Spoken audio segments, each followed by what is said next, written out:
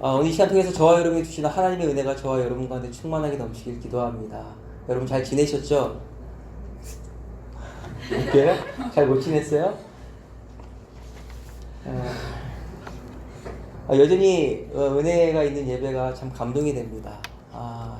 세대가 변하고 세상이 변하고 있는 세대 속에 그럼에도 불구하고 여러분의 자리를 지키고 또 하나님 앞에 예배하는 그런 예배가 얼마나 은혜가 되는지 모릅니다.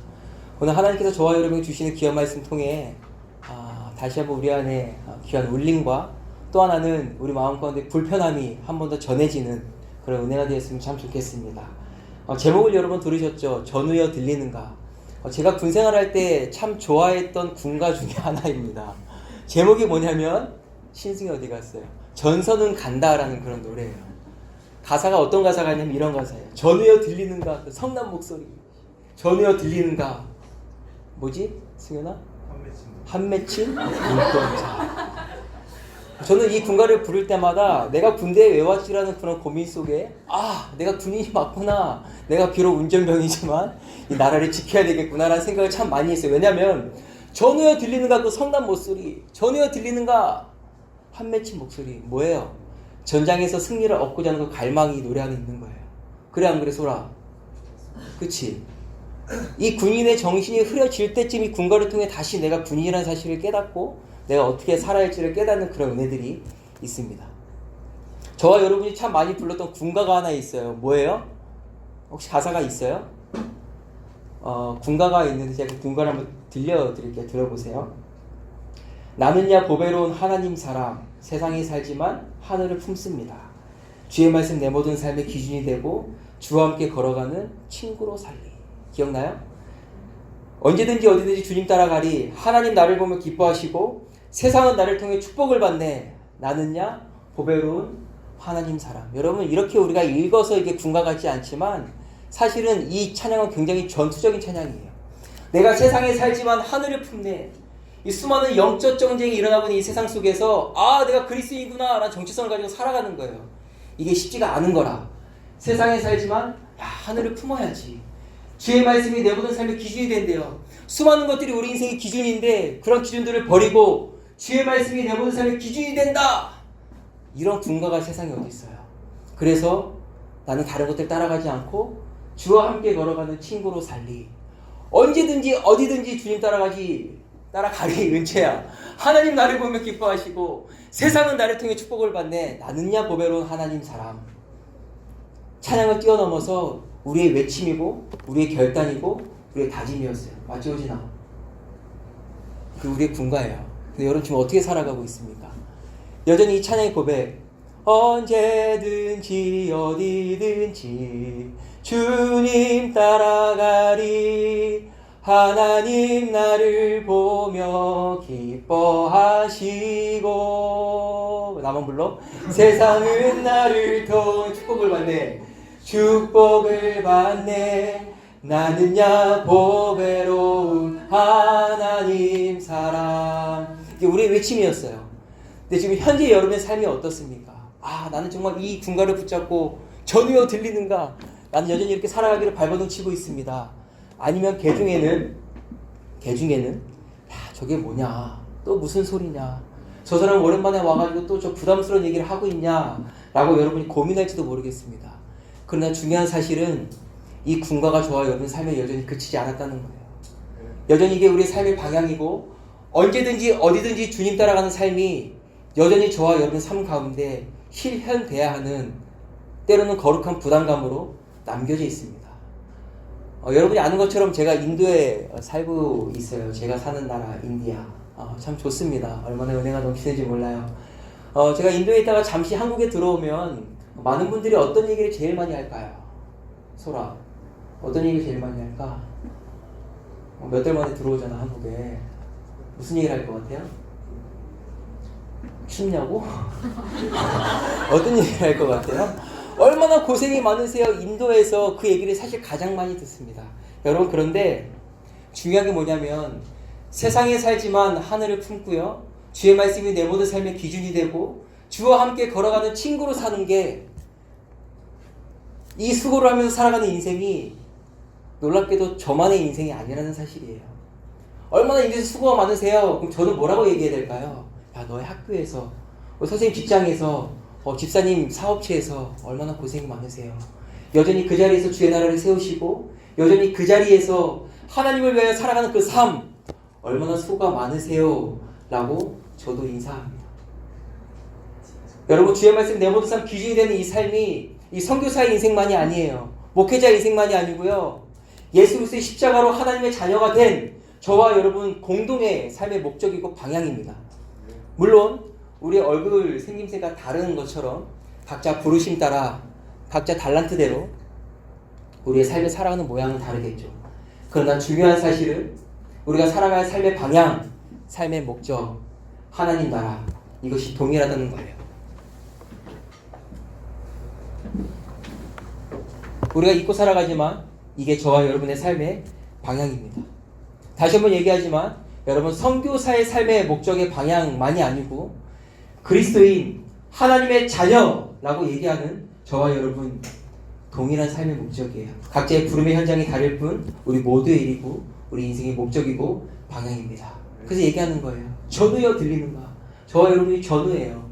하나의 목적을 향해서, 하나의 방향을 향해서 여전히 달려가는 인생, 그러니 전우라고 부르는 겁니다. 저는 하나님께서 인도로 불러주셔서 부름의 그날까지 쉽지 않지만 여전히 인도 땅에서 그 나라를 세워가고, 하나님께서 여러분 부르셔서 여러분의 학교든 여러분의 가정이든 여러분의 학원이든 지옥 같은 어떤 현장이든 그곳에서 그 나라를 세우는 인생으로 하나님께서 저와 여러분을 부르셨습니다. 여러분, 이것을 깨닫고 오늘을 살아가기를 주저하지 않는 인생이 그리스도인이라고 부르는 거예요. 그런 사람을 크리스찬이라고 부르는 거예요. 이게 저와 여러분의 목적입니다. 전우여 들리는가? 우리 옆 사람에게 한번 인사할까요? 전우여 들리는가? 전우여 여러분. 근데 중요한 게 뭐냐면 저와 여러분이 늘 경험하듯이 이 깜빡깜빡의 은혜가 저와 여러분 가운데 있습니다. 세상에 살면서 내가 어떻게 살아가야 할지, 어디에 내 방향이 설정되어져 있는지 세상에 살아가면서 여전히 이것들이 저와 여러분 가운데 헷갈리고 까먹고 어느새 나도 모르게 막 세상을 따라가고 있는 그런 인생을 저와 여러분이 살고 있죠. 어쩌면 지금도 여러분 그렇게 살아가고 있는지 모르겠어요. 그래서 중요한 게 뭐냐면 여전히 하나님께서 저와 여러분을 부르셔서 우리의 인생의 방향과 목적을 알게 하신다는 거예요. 여러분, 이스라엘 백성 알죠? 처음 들어요, 이스라엘 백성? 신범아, 이스라엘 백성 알죠? 여러분, 이스라엘 백성을 알죠? 자, 이스라엘 백성을 누가 부르셨어요? 에리마, 누가 부르셨지? 초등학생 때 굉장히 똘똘했던 친구예요. 자, 누가 부르셨지? 지금도 똘똘하겠지? 자, 누가 부르셨지? 하나님이 부르셨어. 왜 부르셨을까? 이스라엘 백성들을. 수많은 민족이 그 땅 가운데 있었지만 왜 하필 하나님께서 이스라엘 백성을 부르셨을까? 왜 부르셨을까요? 하나님의 뜻을 그 땅 가운데, 하나님의 뜻을 온 세상 가운데 실현시키시기 위해서 하나님께서 이스라엘 백성을 부르셨어요.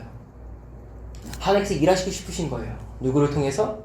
이스라엘 백성을 통해서 일하고 싶으신 거예요. 그들을 통해서 하나님의 뜻을 온 세계 가운데 이루시고 싶은 거예요. 중요한 게 뭐냐면 430년의 이집트 그 지옥 같은 시간들, 그리고 구름 기둥과 불 기둥으로 이스라엘 백성들을 움직이시고 인도하셨었고, 그리고 또 뭐예요?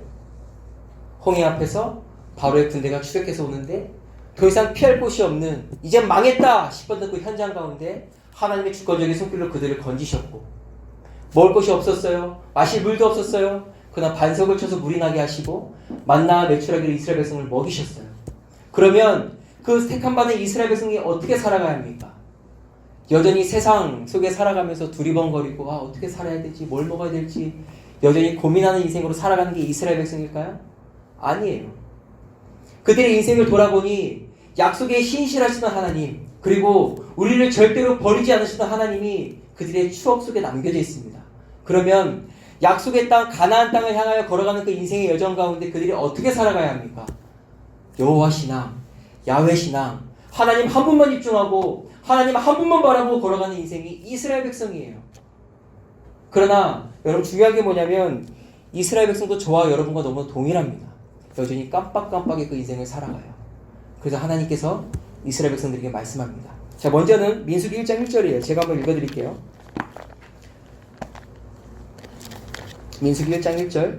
이스라엘 자손이 애굽 땅에서 나온 후 둘째 해 둘째 달 첫째 날에 여호와께서 시내 광야 해막에서 모세에게 말씀하여 이르시되 라고 말씀합니다. 자, 뭘 얘기하고 있냐면 이스라엘 백성이 애굽 땅에서 나왔대요. 출애굽 이후에 둘째 해 둘째 달 2년 2개월 지났습니다.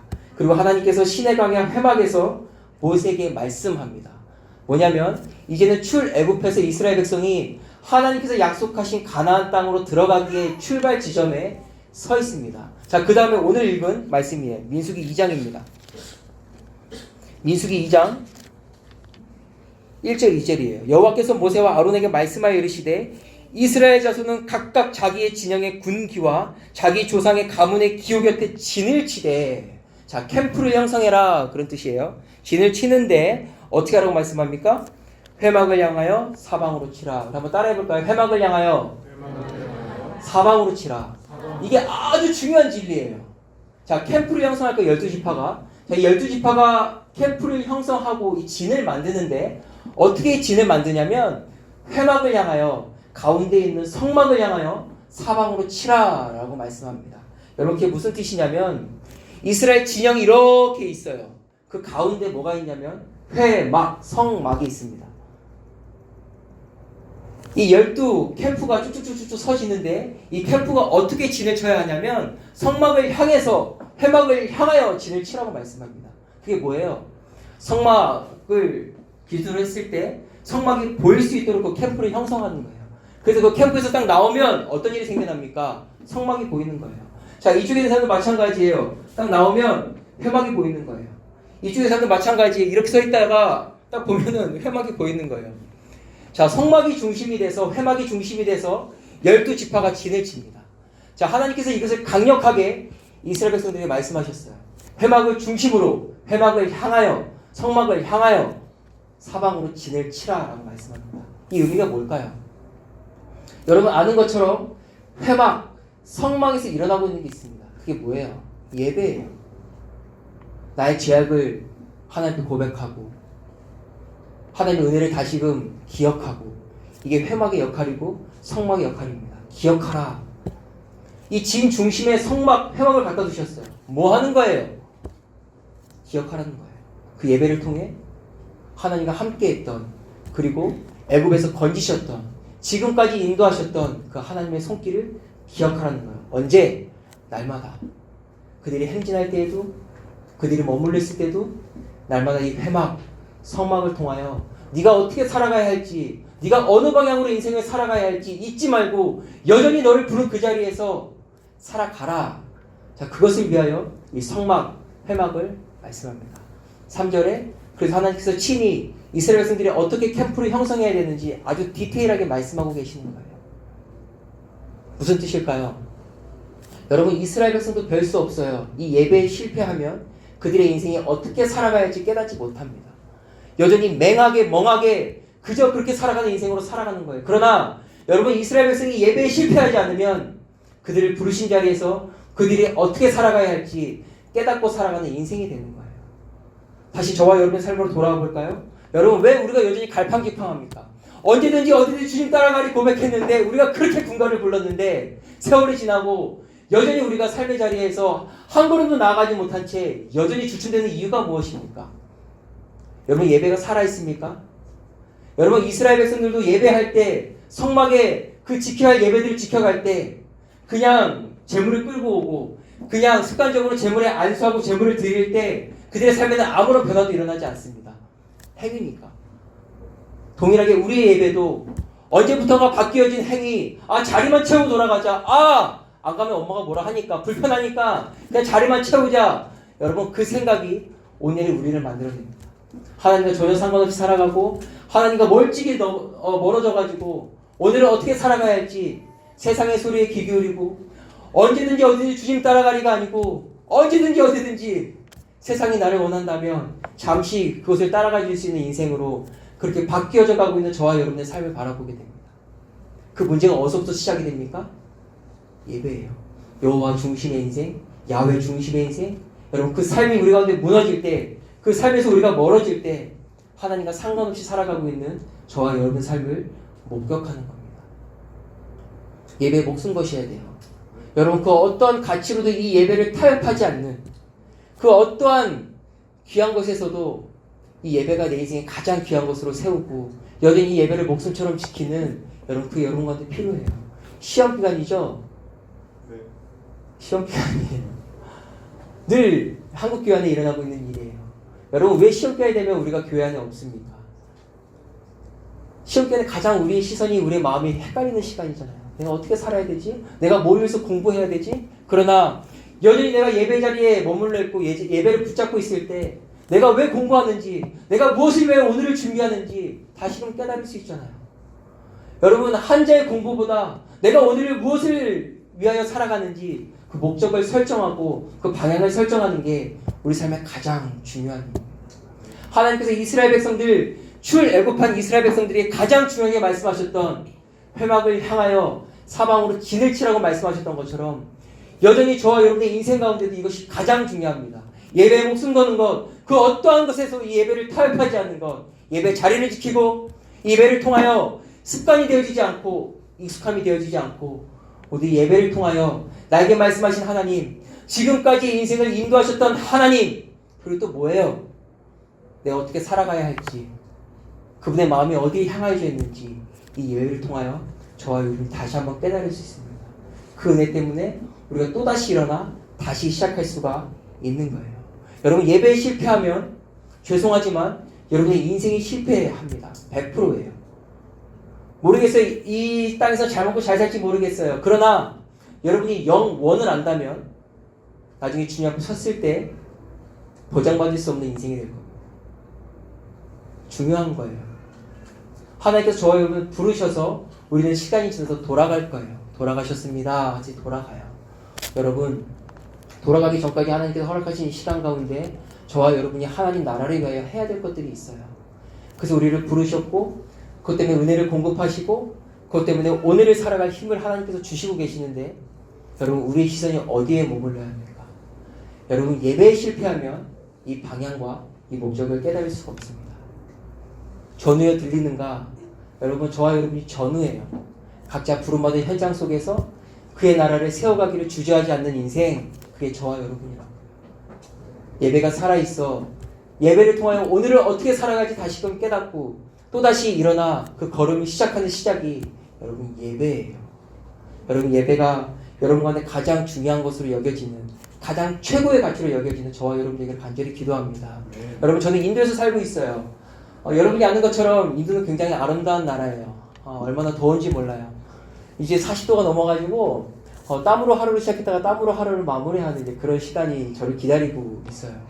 새벽 예배를 들어가면서부터 땀으로 시작했다가 하루 종일 땀으로 그렇게 시간들을 보내요.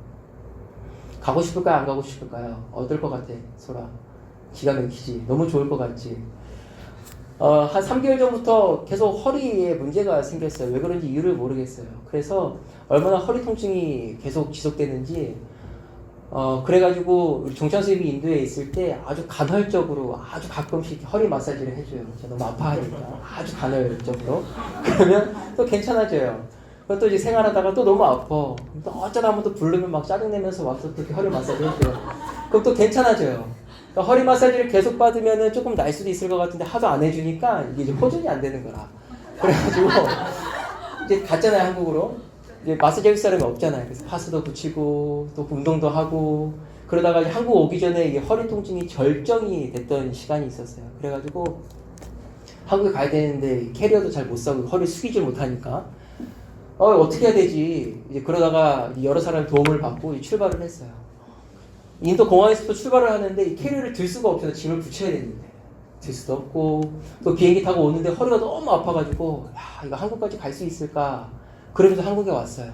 그래서 야, 한국에 들어가자마자 이 디스크 수술을 좀 해야 되나 보다. 디스크가 터졌나 보다. 이 건강한 내가. 그래가지고 한국에 딱 내려가지고 이제 입국 심사를 받으려고 이렇게 움직이고 있는데 인천공항에는 그런 게 있어요. 가보셨죠? 이 외국인이 통과할 수 있는 여권을 가진 그런 길이 있고 이 대한민국 여권이라고 써져 있는 넓은 이 천국의 문 같은 곳이 있습니다. 근데 제가 이 대한민국 여권이라고 써있는 글자를 보자마자 전인적인 치유하심을 경험했어요. 아니, 인천까지 오는데 허리가 너무 아팠는데 대한민국 여권을 보자마자 얼마나 그 마음이 기쁘고 아파트 통증들이 다 사라지는 그런 경험을 했어요. 그리고 얼마나 출입국 심사가 간단하냐면 띡 찍고 나오면 끝나는 거예요. 그런데 어느새 보니까 제가 그 20kg 넘는 캐리어를 들어가지고 올려놓고 막 시장에 나가요. 그래서 타일 이렇게 옮겨 싣고. 어떤 생각이 들어요, 여러분? 아, 내가 한국을 참 가고 싶었구나. 참 그리워했었구나. 내가 머물렀던 공동체, 내가 먹었던 음식들, 이제는 비굴하게 마사지 해달라고 안 해도 병원이 있고 파스를 붙일 수 있고, 아, 그런 내 나라 얼마나 좋아요. 그런데 여러분 중요한 게 뭐냐면 저에게 인도는 여전히 그런 나라예요. 매번 단기 선교로 갔었고 또 머물러 있었고 사랑하는 영혼들이 있고, 그러나 제 마음 가운데 여전히 이 땅이 제 마음 가운데 있어요. 너무 편하고 좋으니까. 그런데 참 놀라운 건 뭐냐면 제가 예배의 자리에 머물러 있을 때마다 하나님 아버지의 마음이 어떤지 알게 돼요. 나의 편함, 나의 안일, 그거 말고 하나님께서 어떤 마음을 가지고 계시는지, 하나님께서 어디에 눈물을 흘리시는지 여기에 내 마음이 움직이기 시작해요. 제가 한국에 머물러 2주 동안 전혀 예배와 상관없이 살아간다면 어쩌면 다시 안 돌아갈지도 모르겠어요. 그러나 놀라운 게 뭐냐면 하나님 계속 예배 자리로 초청하시는 거예요. 사람을 만나기로 했는데 약속 시간이 남아서 어디 교회 가서 예배 드리고 나오고, 근데 잠깐 앉았던 그 1시간 가운데 폭포수처럼 보시는 하나님의 은혜가 또 내일을 살게 하고, 커피 마시러 들어가던 커피숍에서 찬양 콘서트를 한대요. 저게 노래야 뭐야. 근데 앉아있다 보니까 하나님 말씀하시는 거예요. 너 거기 있었는가? 그 찬양을 부르는 거예요. 너 내가 십자가 앞에 있을 때 너 거기 있었니? 너 내가 눈물 흘리는 현장에 너 있었니? 앞에서 코드도 안 맞고 음도 안 맞는 그 찬양 콘서트 안에서 하나님 저한테 말씀하시는 것 같았어요. 야, 내가 이렇게 인도 땅을 향해 눈물을 흘리고 있는데 너 거기 있었니? 너 뭐 했었니? 네 마음은 거기를 향하여 있었니? 라고 하나님 말씀하시는 거예요. 여러분, 그게 저와 여러분의 인생이에요. 내가 예배에 실패했으면 어떻게 되냐면 하나님이 어디에 눈물을 흘리시는지 알 수가 없어요. 하나님이 어디에 관심이 있으신지 알 수가 없어요. 하나님 나를 부르셨는데 내가 무엇을 위해 살아가야 할지 알 수 있는 방법이 없다고요. 여러분, 그런데 참 감사하게도 내가 자발적으로 예배 현장으로 가는 게 아니고 하나님이 예배 현장으로 부르세요. 그 엄마를 통해서든 나의 어떤 자리를 통해서든 하나님 부르셔서 나를 또 예배 현장에 머물르게 하시는 거예요. 그냥 앉아있어요. 그러니까 앉아있는 현장을 통해 내가 뭐하고 살았었지? 내가 뭐 했지? 나의 외침, 나의 고백, 나의 다짐 어디 갔었지? 또 깨달아요. 다시 삶을 시작합니다. 또 처참히 무너지죠. 세상의 기준과 세상이 바라보는 나의 집중에서 또 살아가요. 그러나 여전히 내 인생에 꺼지지 않는 예배가 또다시 내 인생 가운데 펼쳐져요. 하나님 부르시거든. 그러니 찬양 콘서트에 앉아있고, 그러니 다른 어떤 교회에 앉아있으면서 마커스 워십에 앉아있으면 또 은혜가 와요. 저게 나의 부르심이구나. 내가 또 까먹었었네. 야, 사역자인 나도 이러는데 우리 아이들은 어떨까? 우리 선생님은 어떨까? 처음에 내가 이런 마음으로 시작한 게 아니었는데 나도 이렇게 됐네. 또 깨달아요. 주의 성령이 이 안에서 가만히 나를 두지 않으세요. 그리고 또 옮겨요. 그리고 다시 나의 자리를 찾아가요. 제가 오늘 밤에 출국하거든요. 어제 밤에 잠이 안 오는 거예요. 왜냐면 나 아직 알라딘도 안 받고 나 아직 다 못 먹었어. 몇 개 물건을 막 샀어요. 가져가려고. 근데 어떤 집사님이 가서 미술 수업하라고 막 재료를 잔뜩 주셨어요. 나 라면도 가져가야 되고 내가 갖고 가기도 너무 많은데 고민되는 거야. 이거 놓고 갈까 이거. 나 라면을 가져가야 되는데. 근데 주섬주섬 또 캐리어에서 라면을 빼요. 참 신기하더라고요. 왜냐면 내가 거기 왜 머무는지 계속 하나님 말씀하시는 거야. 야, 너 라면 먹으러 가냐 거기. 야, 너 뭐하러 가는 거야 거기. 라면 없으면 어때? 종찬 선생님이 사오겠지 뭐 이런 거. 너 지금 들어가서 어떻게 그곳에서 또 영혼들 위로하고 어떻게 그 땅에서 하나님 나라 세울지 고민해야지.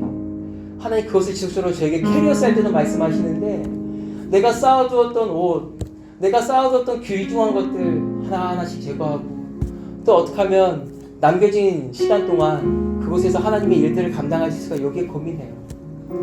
여러분 2주 동안 하고 싶은 게 너무 많았어요. 2주 들어왔다 나갔는데 예배가 없었으면 라면만 잔뜩 싸가지고 갔을지도 모르겠어요.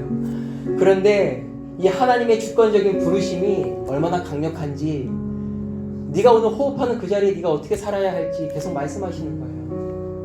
그 말씀을 너무 거절하고 싶고, 하나님 나도 내 인생이 있어요라고 말하고 싶은데, 이 예배 자리에 주시는 하나님의 은혜, 그리고 지금까지 인도하셨던 하나님의 은혜가 얼마나 강렬한지, 나의 욕구, 나의 욕망, 나의 욕심을 밀어낼 힘이 생기더라고요.